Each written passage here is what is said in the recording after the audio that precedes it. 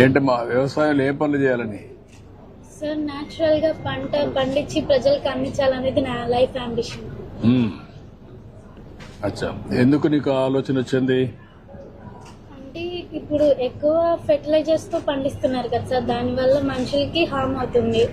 అది నాకు చిన్నప్పటి నుంచి అనిపించేది.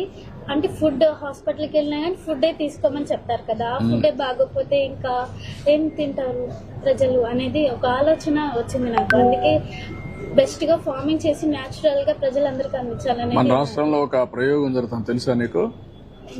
నేచురల్ ఫార్మింగ్ అని, జీరో బడ్జెట్ నేచురల్ ఫార్మింగ్. విన్నావా నువ్వు ఎప్పుడన్నా? అంటే నార్మల్ గా పేరు విన్నాను కానీ దాని గురించి నాకు ఇంకా తెలియదు, తెలుసుకోవాలని ట్రై చేస్తున్నాను. అదే నీకు ఆ సబ్జెక్ట్ లో ఉన్నావు కాబట్టి ఇక్కడ ఏంటంటే ఎరువులు వేయకుండా, క్రిమి సంహారక మందులు కొట్టకుండా అన్ని కూడా నేచర్ గా పండించి ఆ పంట తీస్తున్నారు. అంటే ఏమి దాంట్లో ఎరువులు వేయరు, క్రిమి సంహారక మందులు ఉండవు, ఏమి ఉండవు. అదే మరి ఇప్పుడు డ్రోన్స్ విన్నావు? ఈ మధ్య కాలంలో డ్రోన్స్ ద్వారా పురుగు మందు కొడతారు, తెలుసా నీకు? ఇప్పుడు అలాంటి నేచురల్ ఫార్మింగ్ కావాల్సినటువంటి మందు కూడా డ్రోన్ తో కొడతారు.